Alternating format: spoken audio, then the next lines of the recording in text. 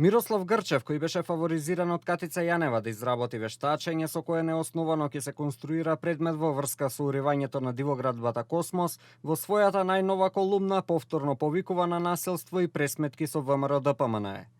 Ако ги запалиме бараките на град Скопје, зградата на владата, символично одговорните топоси за ова злоздорничко уништување на нашите животи, интегритет и достоинство и ги обработиме со градежна механизација, со булдожери и багери, спомениците на злото од Скопје 2014, тогаш бидете сигурни дека тие скотови ќе ја сватат пораката, пишува експертот на Јанева.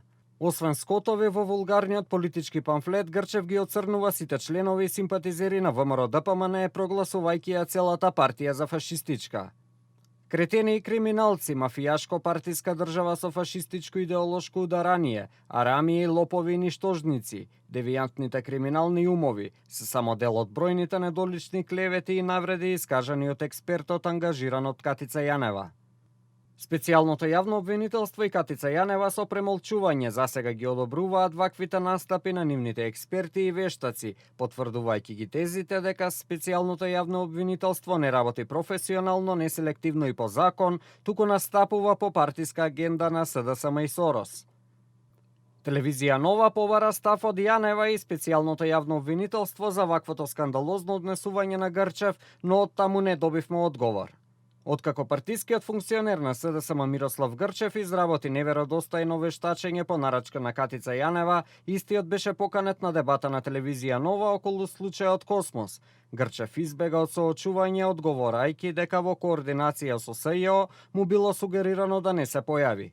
Во моментов Мирослав Грчев е осомничен за сериозен криминал и се соочува со обвинение дека ја злоупотребил службената положба и овластувањата, за што се заканува затворска казна од 6 месеци до 3 години.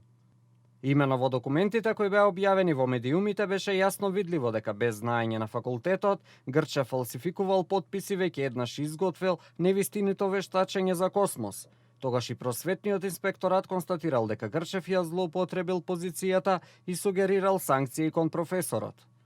Весникот Дневник дојде до документи што покажуваат дека за случајот Космос во фаза кога се водеа постапки надвор од СЈО, изминативе години изработени се уште најмалку 3 вештачења и тоа нарачувани од двете страни во постапките, односно и од фирмите на Цановски и од општина Газибаба и градоначалникот Тони Трајковски. Две од нив се од фирми и лица што укажува на тоа дека како вештак за градежни работи и за експертиза за случајот сепак може да се јави и друго лице, но сите тие се прогласени за невалидни, па во случај за наводна политичка дискриминација, ангажиран е токму политички противник на ВМРО ДПМНЕ.